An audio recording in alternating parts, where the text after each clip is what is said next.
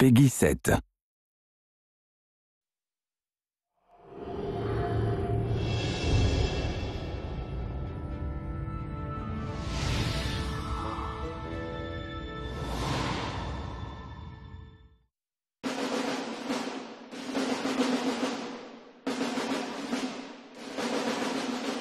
Disneyland is kind of the foundation for everything in the game. Finding a place that everyone knows, everyone understands, everyone has been to and has feelings about, that was really important to me, that we sort of suck people in with the familiar and then sort of turn everything upside down.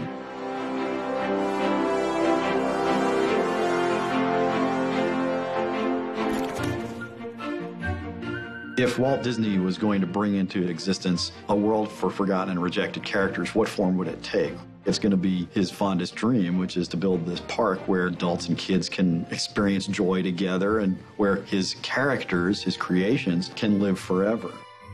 In that sort of imaginary creation, it wasn't born fully formed. It wasn't perfect. It was incomplete. And so Oswald, its first inhabitant, had to finish it. He sort of has a sense that there's this thing out there, this park, this beautiful place, a place of magic.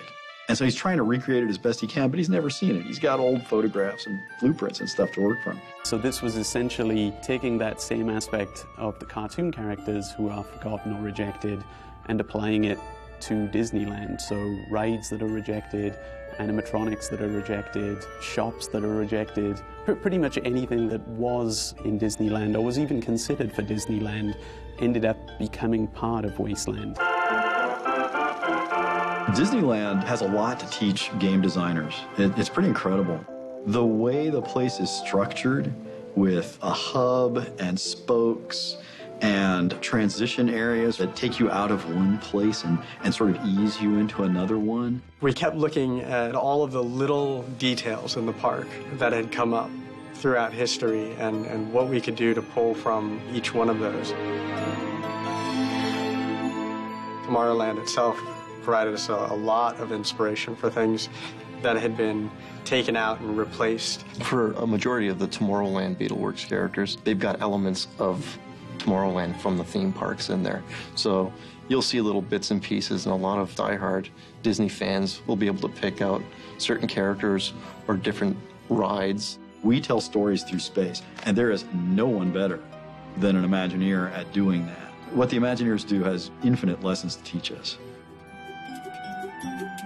There were a variety of things that we drew direct inspiration from. The first one actually was a location called Mean Street. I knew that I needed an instantly recognizable place. And so Main Street, USA, that iconic image that we all have burned in our brains from early childhood, that image had to be in the game, and it had to be slightly warped. Gremlin Village is sort of Small World, sort of utilitunnels underneath Disneyland, mixed together. It maintains the same Mary Blair feel of texture and color and, just crazy circus kind of palette. Yet we come back and totally weather it and wear it and dilapidate it. The iconic clock tower. I looked at that thing at Disneyland and I just said, that's got to be my first boss monster. That thing has to come to life. For Lonesome Manor, we start out in the graveyard. In the park, there's actually a line that kind of meanders through the graveyard. We kept the same sort of theme, but kind of turned it into more of a platforming experience. We kept certain rooms and themes, the ballroom, the library, the stretching room. Everyone who goes to Disney World stands there and they watch those paintings stretch and they see the flashes at the top.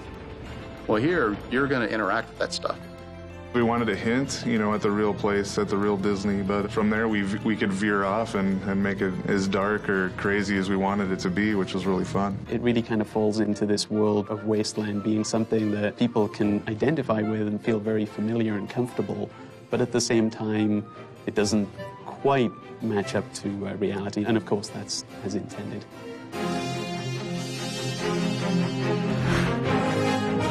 I hope it's kind of, recognizable but different, familiar yet strange, and funny, but kind of sad in its own way. I want players to feel that whole range of emotions, but always recognizing that this is based on Disneyland. And frankly, you know, if you know things about Disneyland, if you know things about Disney's history, things will be more significant than if you don't have that background. So Disney fans, I think, are going to have a blast.